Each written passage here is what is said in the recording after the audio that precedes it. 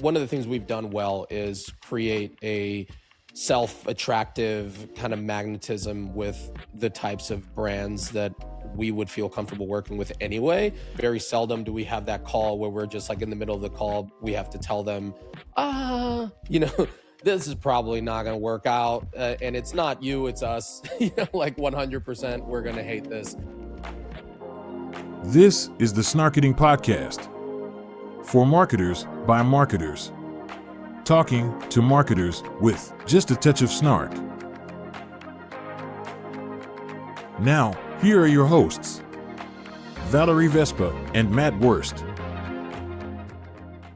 We are back, and by back I mean we've returned successfully from Cannes. We've survived. This is still the Snarketing Podcast as far as I know, but my brain is a little fried. Valerie, are you here? I think so. Okay. The shell of me. Yeah, we gotta recover quickly because we have a hot one, a live one today. I can't wait. This conversation, Micky, if you don't know Micky, you're about to, because he is one of the funniest yet most sincere people we're going to talk to. He has built a great agency. I feel like we should just start talking to him because I have no brain power for small talk chit chat right now. So since you said Micky, I just keep thinking, hey, Micky, you're so fun. You're so fun. You blow my mind. So I wouldn't bring that up because I think he's too cool for that. But maybe he would appreciate it. I don't know. He's unfiltered. It's going to be fun. I love it. Let's go. I know he's a Spurs fan, so we can still talk about the Knicks win if there's time, but I'm not going to leave with that. Okay, fair. All right, so let's get to Micky and the bakery. Let's learn all about it. This episode of the Snarketing Podcast features Matt and Valerie finally getting the South by Southwest hang we couldn't make happen in real life. Micky Ogando is founder and chief creative officer of Bakery, the Austin agency that keeps making things people actually want and grabbing Small Agency of the Year doing it. Singing bathtubs, real craft, a little chaos. We have it all. As we ramp up here, I will just say I am glad we finally are getting to do this. We were supposed to connect live in Austin during a creative and strategic and event-based networking experience. From an agency perspective, we'll call this the make good, since we didn't get to do it in real life. So you're going to get the full Snarketing treatment here as opposed to the half episode you would have gotten. Nice. But I'm curious, as someone who is an Austin resident, South by is in your backyard, but Austin has become a creative hub. There are big agencies, indie agencies, big tech companies that are there. Do you feel like it's becoming this real foundational location for our industry? And how is it going to continue to evolve as more folks like you build there? Yeah, I definitely feel that now, which wasn't necessarily the case when I started the agency about 15 years ago. And it's kind of weird to feel like we're now one of the sort of, I don't know, statesman indie agencies here. Is a weird feeling, man. When we, just feels like the other day we were just scraping by to, do whatever with a couple of people in the building and whatever. And so, but yeah, it's very exciting, the energy in the city right now, with the agencies that we have. You have us, Bakery, you have Preacher, Callan, Eric and Coleman, and you still have, I would say the OG indie agency here, which is McGarrett Jesse. At least that's how I've always seen it. Being here was like, man, we're an indie agency. We have to look at McGarrett Jesse and that kind of thing. And they have or had the coolest building in Austin, honestly, because especially like during the Mad Men show era, they got like this mid-century modern thing they remodeled, and it was just felt like they were in Mad Men. But yeah, the energy here right now, and I say energy is important because I think all these indies that are operating out of Austin right now, we're all friends. Like, we're all buddies. We're all there's some form of a collaborative, mentality that we all want to see each other succeed. We all have a very strong understanding of like the pie is definitely big enough for everybody to fit in here. And we don't see each other as competitors, and to the point where we'll call each other before a pitch or something and be like, hey, are you pitching this? Like, I don't want to step on toes, or hey, if it actually feels better for you guys and for us, we'll step out. So, I mean, I've been in on that call, and it's just a very different vibe than it was even 6-7 years ago here. Oh, for sure. So speaking of Austin, you named your company after the building in which you inhabited for your first iteration, right? Yeah. Is that true? Yeah. Can you tell a little bit about that, and tell us sort of like why that name makes sense for you, like in the beginning, and maybe like what it means to you now that you're clearly a lot more established. It makes a ton of sense for us. Like, we didn't plan for it at all, honestly. If anybody that's worked with me for a long time, is, I think, highly surprised that I've had any semblance of success in life. I'm like, I'm like a weird superstitious guy who goes off gut a lot, and does stuff like that. It's college dropout, stuff like that. It's like, I don't know. I'm like Jack Sparrow, like just like the wind is blowing this way now. Let's try that and see if it works, kind of thing. Absolutely not smart in that, in the scholarly way. But when we started the agency, we were like, it's the digital era, like 2010. So we called it Code and Hue, which is the first name of bakeries, and just awful. But we called it that, and we were like, I mean, hey, it's like the kind of thing that'll, make sense or whatever. And then I insisted that we get an office, and we got like the smallest possible office we could find.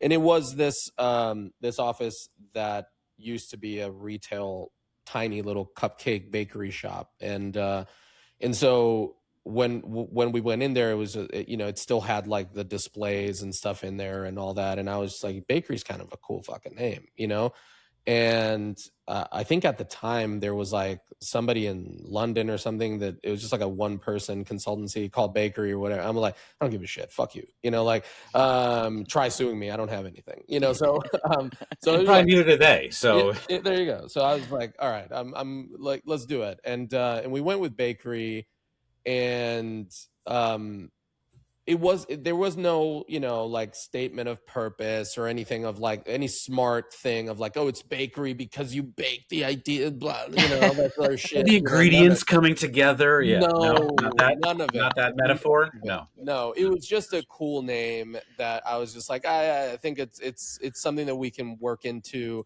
And it took so long actually to figure that out, because like the first version of it was the Bakery Interactive, which again, at the time, I learned is a very long URL to try and fit into even like business cards, and so it just, and people probably just misspell it when they're typing it into a domain. Exactly. It was awful. Like, I mean, like all of this now in retrospect, it's all, oh man, this is cool. You guys have cool branding. You got all this other shit. I'm like, man, every lesson was learned by hitting our head against the wall, but basically, so it's like Bakery Interactive, and then our first logo was literally a like cupcake cup with a light bulb coming out of it, like the muffin area, and then a bee created out of the filament.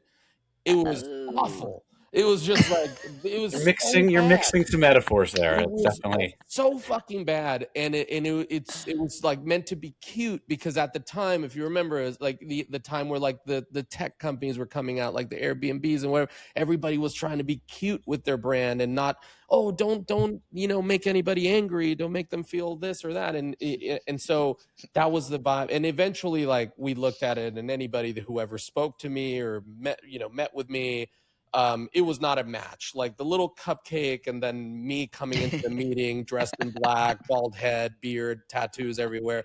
They were just kind of like, Like, so are you the Mossad agent that protects the person we're about to meet, or like who are you? And it's like no.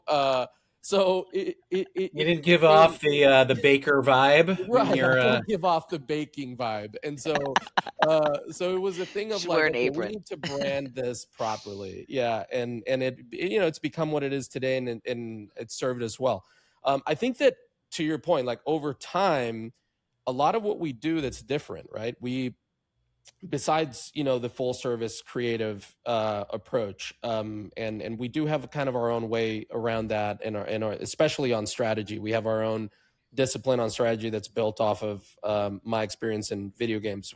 If we want to talk about that later, but the the thing that's kind of a big difference to us is we invested a long time ago in the discipline of prototyping and building product with our clients. So co-creation of product with our clients became something that started to mean something with baking, because a lot of it was, even without trying to be punny or anything, it's just like, oh, let's bake the idea into the product. It started to come out a lot more.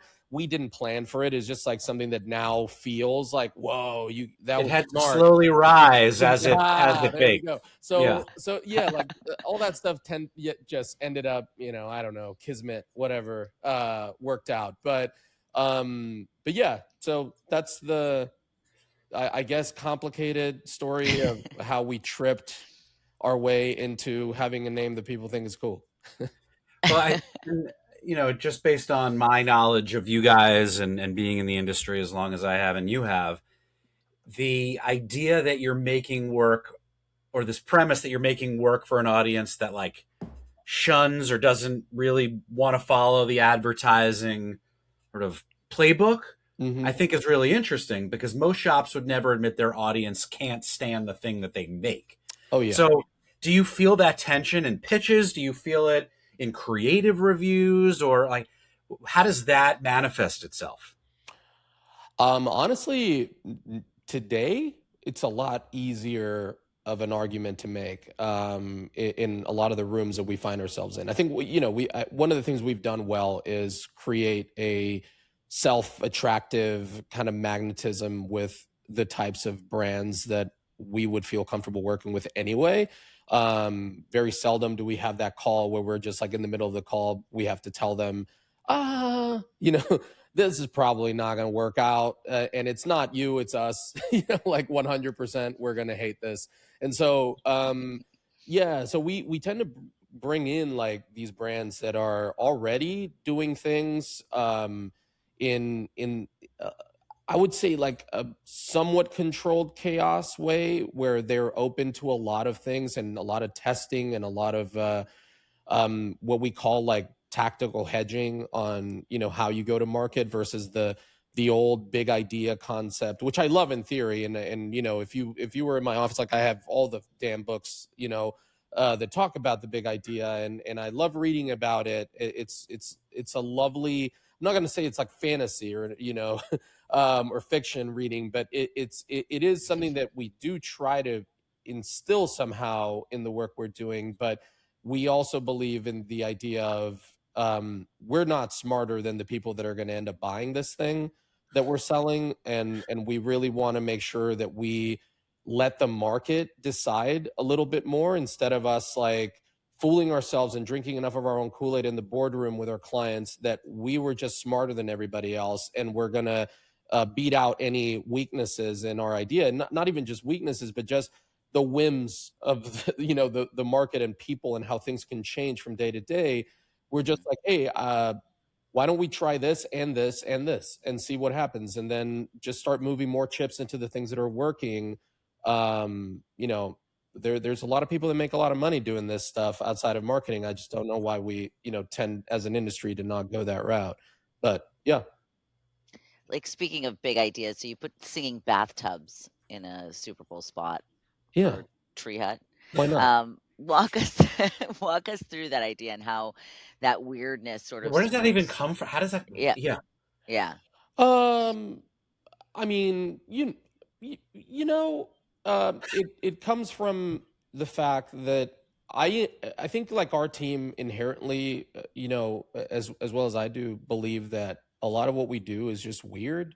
Like, you know, I have like a dairy brand, like a very, very large dairy brand. And like a lot of the meetings we have, I try to like always come back to a point to everybody in the room of just telling them, I just want everyone like with the client, you know, to acknowledge how weird it is that we drink milk. Like, how weird is it? Like someone you've seen that meme of like that Who was the first person? Yeah, Right. the first person who saw the cow and looked at an udder and said, "Yeah, I'm going there." You know, I'm gonna stick my mouth on that thing and I'm going there, and like figured it out. It's so weird, you know, and so in general, I think like what we were promoting for with that campaign that in the Super Bowl was, you know, like sugar body scrubs. And it's fucking weird to me. Like it's just a weird thing that I'm like sanding my skin down in the shower with something that smells like a watermelon ate a kiwi. And it's a vibe, man. And I feel like that's where the reality is. You know, it's like if you look at stand-up comedy, it's good because it's true and it's just unearthing like what's there in front of all of us. It's not science at all. It's just like, hey, this shit is here. Look at it. And when you do look at it, it's fucking strange. And so that's something that I try to bring in, and my team does a really good job of it as well, into the room. It's just like, it's fucking weird, man. Yeah. Well, and that probably has to both be informed by and inform how you bring people in, right? So people who've either been there a long time or people who are coming in. I don't know how you interview for weird. I mean, I've tried for years, and sometimes you hit it and sometimes you don't. But very true. When it works, right? I know like there are people that have been promoted within your organization that are now partners who you had to kind of they had to earn trust, whether with you or whether with customers. So how does handing over ownership, like literally and financially, which is the hardest thing every founder does, I could tell you from experience on both sides of it. How does that work with people who? It's the easiest thing for me, but yeah, we can get even if they're weird though. I was going to say, right? No, I mean handing over ownership and leadership is the easiest thing for me. I don't want to run anything. I just want to make cool ideas, but I found that everywhere I tried to do that, I don't know, it wasn't the vibe for me. It wasn't the space for me, and so I just tried to build the agency I wanted to work at, and ended up running it, and which is an unfortunate drama, you know. But I can't wait until I find like the right CEO and I can like demote myself from this fucking role that I hate. And I literally like, I would be the happiest owner in the world if I was just in the bullpen, just sitting there on a desk next to a bunch of other people shooting the shit, and just have like some smart people running the company. You know, and I've tried to tell people I'm the worst person for this job, and we keep doing well, and that it doesn't help my argument. And then it's like, they're like, nah, you got to stay there. You got to stay there. I'm just like, no, I don't want to. Sometimes the things that you're best at are the things that you may be enjoying least. And that speaks to you, though. Very true. I don't know if you guys know Kristen Cavallo, but she's like my advertising everything. She's like my advertising mom and also crush. I don't know, some kind of Oedipus thing going on there, but like she's like a mentor for sure. And I've talked to her many times, and she all about this, and like I always tell her like I don't want this fucking role, and she's like, that means you should be the guy in the role, like do the damn job. I'm just like, no, please stop, like you know. It's the George Washington complex, right? I'm not the right guy, which makes you the right guy. Yeah. I'm not the right guy. So yeah, I feel like I don't know if you guys just watched that Project Hail Mary movie. It's really good. But I feel like that, you know, that character, I don't look anything like Ryan Gosling, but just the character on the page, let's say, without the abs. And I feel like that character is just like someone just threw me into a spaceship and everyone around me is dead. And I'm like, I'm supposed to save the world now. I don't know how I'm supposed to do that. It sucks. It really does. It's not good. It's lonely. Well, to your point in terms of like figuring out people's weirdness, right? Like going back to that.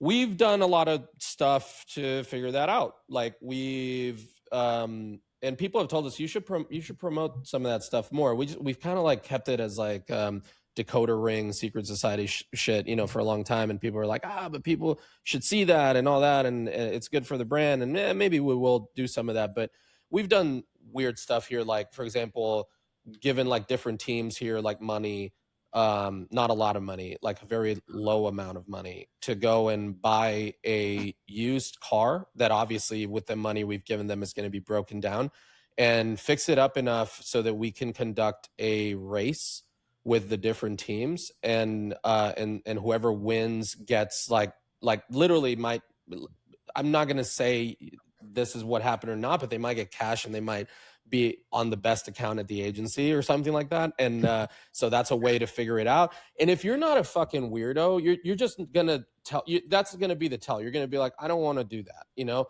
And like, I don't want that to dictate what my career path is. And you know, I studied arts, you know, liberal arts, and I don't want to do that. And you're like, you know, I get it, that makes sense, but then you're not as weird as maybe I want you to be for some of this stuff. Or we used to have like a little series that we started to take offline because we started to get in trouble, that was called Great Artists Steal, named after like that book.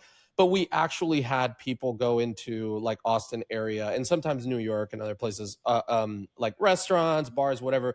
And we had them steal something and film themselves stealing it and then bring it back to the agency. And then we had like we have a shelf with just all the stolen items from places where we would just send people to do that. And we're like, look, if you get arrested, we'll bail you out. It'll be fine. Like, it's not a big deal. Like, we'll take care of it. You know, don't worry about it. And I love it. Yeah.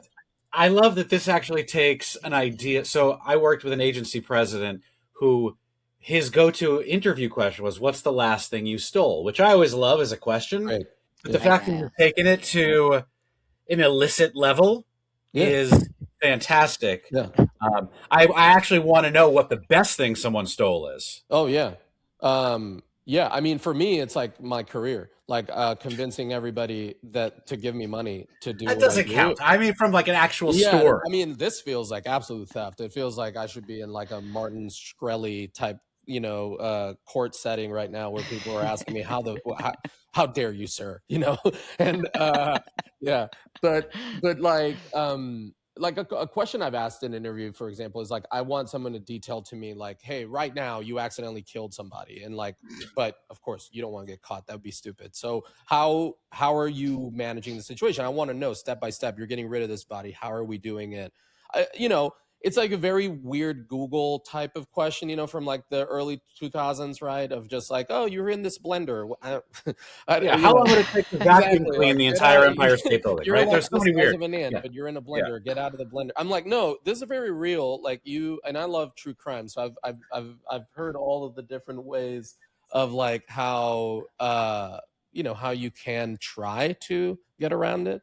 Yeah, man, it's interesting to see people, you know, figure it out. And some people like maybe answer too well, and then you're like, okay, maybe like I'm with you, like this is cool, like you're really good at that, but maybe not for this company, because like you might know how to get rid of bodies way too well.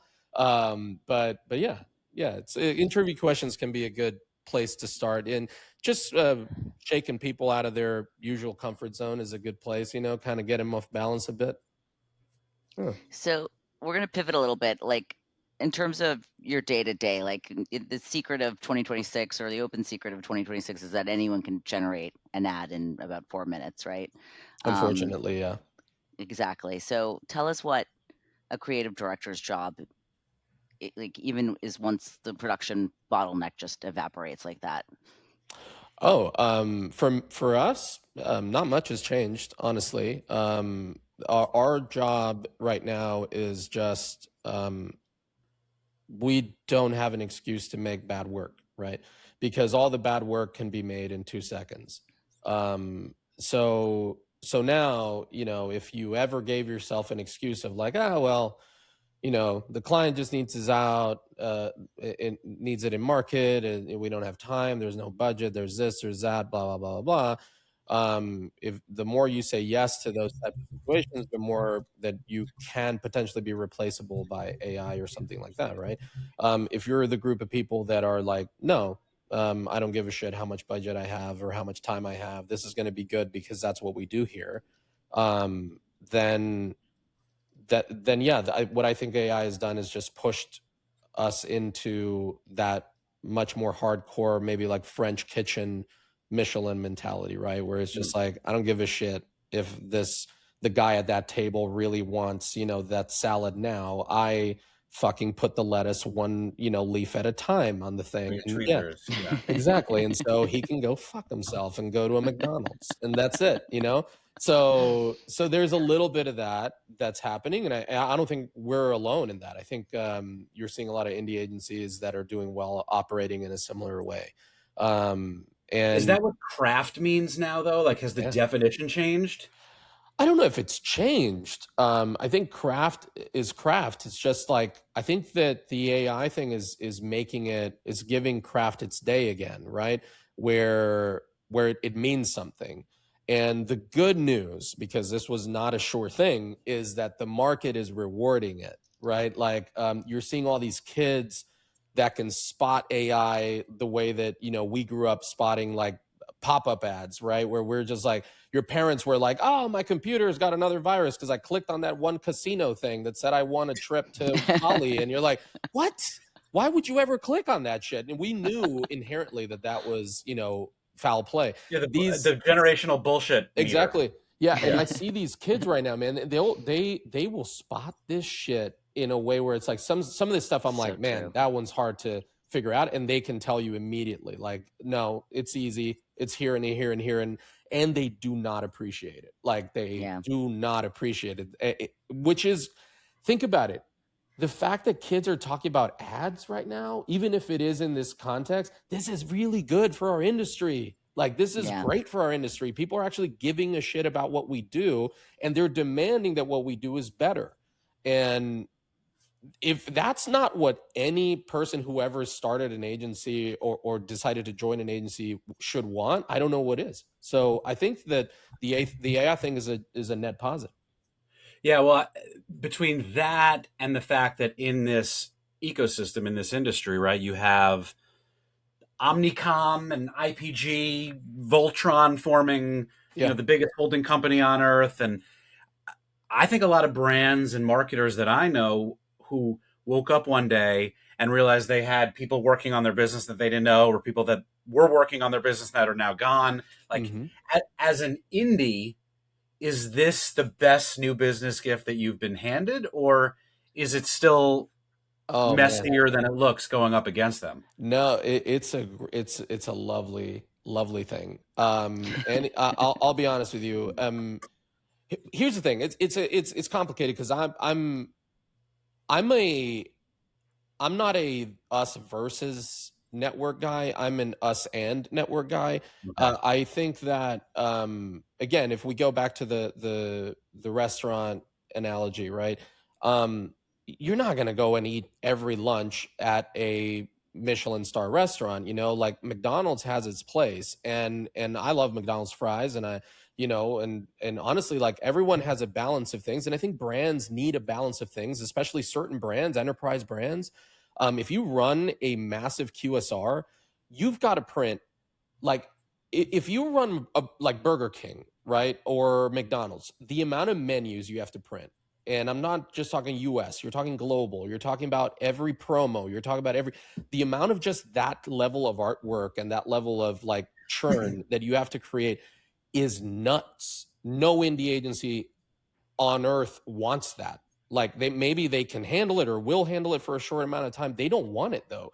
And a network, I think, is perfectly built to run that type of, assembly line volume work at high quality, which is what an enterprise brand needs. And then for the big kind of like, hey, I need a moonshot here, there, and there, I need it 4 times a year, 2 times a year, whatever it is, I think that the indie is a great option for that, because it gives them the moment to take some time, do it right, do it craft, that kind of thing. And I think that the best option that we're going to be moving into is both, not one or the other. At least that's the way I see it. Now, if I am in a misguided RFP where they're pitting me against a network agency for the same job, then I like it because, yes, as a new business, on a new business side, it's about contrast, and it's so easy for me to create contrast. If I'm pitching against just indies and I know that they're really good, that's a way harder pitch for me. Because now we're like pitching against, honestly, like, which artist do you want, and it's fucking tough at that point, like it's so subjective, and it's gonna, Right. No matter how hard you put went your at best this in, thing. and it's like casting, right? Yeah, You either are exactly. right or you're not, and it's not your fault if you're not. Right. Yeah. Yeah. Wow. Are you, as a creative, forget about the business side of your that hat for a second, but as a creative, are you someone who is either motivated by or feels validated when more people or more volume, or even the impact of the creative actually proves itself to have worked? Because sometimes you can control those things, but we also know that there's more media being spent behind creative than ever before. Yep. And yet everyone in this business is still anxious and unsure of whether their work is good and whether it's working, and we still haven't figured out how to measure everything effectively as much as we thought we might. Yes. Quite a bit. I mean, we do so much stuff that makes no sense and is on its face, just this is wrong and dumb, and makes it literally it's just provable that it is statistically incorrect to do a lot of things that the industry does again and again and again. The only thing that I can point to that I'm like, that seems to be repeatable, is good work tends to do good, for the business. And so that's where my focus goes. Where can I do that good work that's then going to create repeat business and growth, because we are growing the business side of it as well. I really don't look at it in any complex way, or like, let me analyze numbers on programmatic and all this other shit. Like it's very simple. And I think, like, the guys at System One and stuff like that, they do a good job of like taking a lot of that data shit and like making it easy to understand, and like yelling "go fuck yourself" in your face, like, as data people, which I think is lovely, because they're English and they can get away with it. And so yeah, they can say bloody pretty in front of something and somehow it's fine. And so I'm really into right now like how effective and impactful great creative is, period. Like, okay. I just like the rest of it. Reach, of course, is always going to be important, but like the way Fernando Machado says, like he calls that the dull tax. It's like, if my shit is dull, then I got to pay more tax on it just to get it out in front of everybody. And I just think like the old school in a way is really doing its best to break through this horseshit layer that a bunch of consultants created over the last 10 years. It's really cracking it. I don't know if it's broken through entirely, but it's definitely beating it up, and cracking through of like, hey, there's some like, Tim Duncan level of like, just go back to the basics, and like they work, and like without all this noise and crap, all around us, like it works. Like, why don't we try that? And so, that's where my attention goes. Fundamentals. That's right. That's it. That's right. So you are clearly a builder. You say that your role is a really challenging one that you don't actually want, but you instead continue to build new agencies within your agency. So tell us. Man, Valerie is really coming at me on this one. What are you doing? I think she wants you to quit right now. Yeah, that would be good for ratings. I don't know if it's a question. I don't know. I mean, like, how, what's next? What do you think? I mean, I don't know. Like, I think it's I think like entrepreneurialism is the product of a lot of things. I think it definitely isn't the whole like narrative that people like to talk about of like, oh, pull yourself up by the bootstraps and whatever. I think it's a product of trauma, honestly. And I think like anyone that puts themselves into this situation, something's wrong with you and you need to talk about it in a safe space with other people. Wait, have you Because been in corporate America though? I mean, that I is. mean, yeah, I don't know.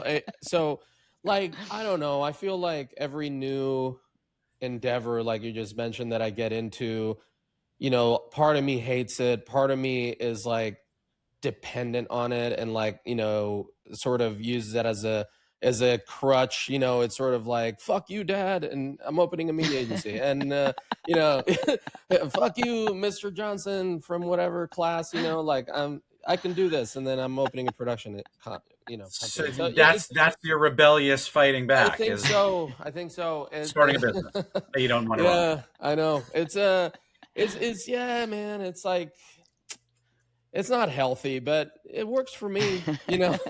Well, you got three options as I see it, right? One is you know, the agency founder route where you exit and sell to a bigger company. Sure. You do what you said you might do, which is hire someone else to kind of run the day to day, and Oh you yeah. do the things that you like to do and don't do the things you don't want to do. I mean, Or option you just three is what my day to day is right now, right? So, like, I mean, I'm doing all the things whether I like them or I don't like them, because I like the overall outcome. I do like right. the overall Yeah. outcome and where we Or go. suck it So, up. yeah, you Yeah. stick it out. You do what you need to do. You know, be a grown up, you know, or whatever, and do the thing that you're supposed to do. I definitely would love to continue to grow because I want to bring in smarter, better people than me into these positions where, you know, but at the same time, like they have, you know, the reason why we haven't done it is not because we can't, is just like finding those people and having that emotional, like heart, spiritual connection on like vision on like, hey, this is what this is supposed to be. It's not supposed to be this other thing. It's like, this is supposed to be a business, but not a business, you know? And so I like, do the good work, do the good things, the money should come is sort of the quick and easy belief. I know that it doesn't work for everybody. It's worked for me I mean, so it's far. successful people can say that. You know, that's right. That is true. That is true. Yes. Yeah. I'll shut up now. You're right. No, No. I'm not. Look, like I agree with you. Like you. Yeah. I mean, you. That was it's a self-fulfilling prophecy, though. It is. It is. And but you can't speak from inexperience. But I've been broke and still had that mentality. And maybe I was just lucky and it worked out that way. But I do think like if you do the good thing, like not the, oh, I'm just gonna do me. No, don't do you. Do the good thing. Like the thing that everyone believes. This is good. This is what good looks like. This is what good works. And then put your spin on it and do your, you know, what's your voice through it. Sure. But that should lead you somewhere. Not like, oh, you're going to be, you know, Bezos or whatever doing that. But it'll take you somewhere that, you know, you should be able to make a good living and do whatever you need. Now, finding those other people that that can slot in and like be enough of like a difference maker and you know, bring new thinking and new ideas and new stuff into the organization while having also like a good percentage of I'm also with you on all these other things is it's to me anyway, it's very difficult. Like I'm not that guy. I didn't come into this having run a bunch of agencies before or having been in a network in a C-level position and then decided to open an agency. Like this is not something I've learned. Let's just put it that way. Like I'm not, it's not a skill I have. I know there's other people that are so fucking good at it. Like, and just like, they just see someone like X-ray vision, man, like, you know, 3 meetings and they know I'm going to put you here. And then that person excels at that role. I've tried a few, put them in there and then it's like a massive disaster. And I'm probably 60% of the reason why they're a massive disaster in the role. And it's, you know, so it's a difficult one for me that I would love to crack. In terms of selling, I've not made like a White and Kennedy type of promise that I would never sell, or like a Mother type of promise that I would never sell, or a Droga one where you break the promise halfway through. But like, I haven't done those types of promises. I would really rather not. Like, I didn't get into this to have like I just told you how difficult it is for me to find a peer to get along with. Imagine just like having an arbitrary boss.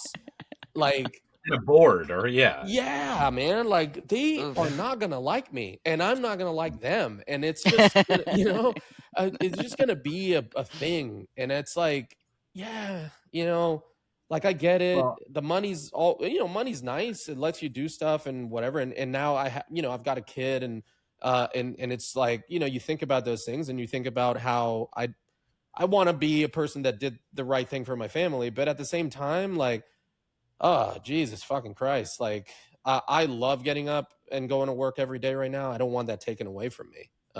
So, yeah. Well, the only thing, I mean, look, you're so self-aware and situationally aware, which is what makes creatives great. So I think you'll make the right decision.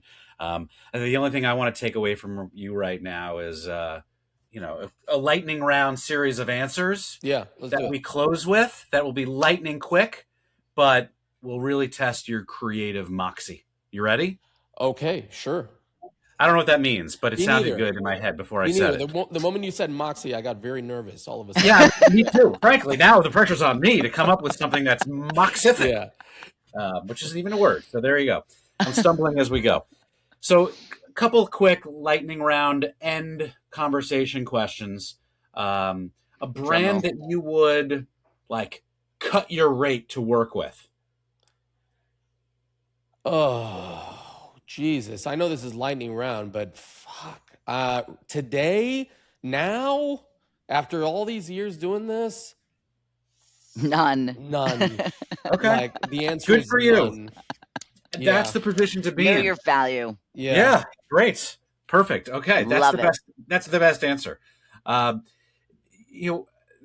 always say, like, no diplomacy allowed in a lightning round. What's the most overrated idea or word or something that you see coming up in creative briefs right now? Oh, man. Oh, God. I can't get fired from clients for saying stuff here. They're not going to listen anyway. Honestly, it's like the creeping up of the persona again with a new branding around it is the thing that I hate the most. It's like I see so much of in this data-led world. Like, I think that people are trying to not be data-led in the wrong ways at times. So they're like, instead of giving me proper demographics, for a brand, they're like, oh, we want to go by emotions, and we want to go by whatever. And then, like, it's not a persona, but it's like this thing, and they use like a ridiculous term for like who their audience is. And then when you actually look at it, it just means everybody. And it's just, it's people who like to smile. And you're just like, what the fuck are you talking about? And that, it's not a term, but it is like a trend I'm seeing everywhere that is like awful. It's awful, and it needs to be shot behind the shed, and please. I get it. I don't know that that's that new either. I remember in a creative brief, someone telling us, a client in the entertainment business, that their target profile was the effervescent culturalist. There you go. That's I never forgot that, because I was like, oh God, I don't know what the fuck that means. Yeah, man. I thought we were marketing to planet Earth. I didn't know we were trying to be multi-galactial in our approach, I don't know that planet or their people. I'll read up on it. It's very strange, man, and it's written somehow and delivered with a straight face. With a room full of like Zoom. They're so proud of themselves for putting two words together that never went together. Box, like nodding, and you know what we should do. I was just talking about this yesterday with somebody. We fucked up, like we did. whoever I does definitely did, but tell me why. no, whoever does the research for all these large enterprise companies and just delivers the same fucking deck again and again and again and gets paid a lot of money to do so, that's the racket I want to be in. Like 100%. Like I feel like I would be golfing every day. I'd be like chilling, especially now with AI. Oh man, Chat GPT just changed the brand on this, and then effervescent, whatever, call them now, I don't know, like just change the term. It's the same deck every time. The bubbly culture file. Yeah. There you go. I just did it. There you go, man. I mean, hey, look, man, we should talk. I think you're the right man for this new startup that I'm thinking. Brief bullshitter. That's the chief brief bullshitter officer. There you go. Yeah. Well, I would just say that no matter what brief you get, no matter what client you work with, you're going to put out great work, because I can just tell the type of person, creative you are, the type of company that you're running. In 5 years, what's the thing that bakery is going to be known for then that it's not yet doing or known for now? If we are not being investigated by a government entity, then then you fucked up. Yeah. Hey, have you seen the government? Maybe I'm doing exactly what I'm supposed to do. I don't know. Like, these guys seem to be living, just right at the edge of court cases and doing well for themselves. I don't know. I would say I would honestly want to be known as a place where the best people in our industry want to go work at. That's really it. I don't care to be known for anything else. I'm like, even though I'm Dominican, I'm they kicked me out of that island because I don't like baseball. And I love basketball, and basketball is like a team sport. They always say like you can't have Michael Jordan without Scottie Pippen and stuff like that. And like I'm a believer in that. Like for me, we're going to be as good as the people we have here. It's not about me. It's not about like any one superstar person you bring in. It's just, when I see like agency brought this one dude to fix the mess they're in, and you're like, good luck, man. I mean, I hope they're good at hiring, because that's the thing they're going to need to do. And for me, that's it. Like we just talked about it earlier, where I think AI is going to be net positive for any agency that's focused on craft and creative. So if we're one of those agencies that can attract like more and more of those people that are saying, that's the work I want to do, and I want to do less of this assembly line stuff, that's it. And hopefully it doesn't take 5 years, but that would be it. Well, I can't wait to see what you do this year, next year, and in 5 years, because the work is great. Thanks, man. I appreciate it. Enjoyed talking with you, getting to know you. Awesome. Thank you, Micky. That's our conversation with Micky Ogando of Bakery. More marketing, more snark, every episode on Snarketing. We'll see you next time.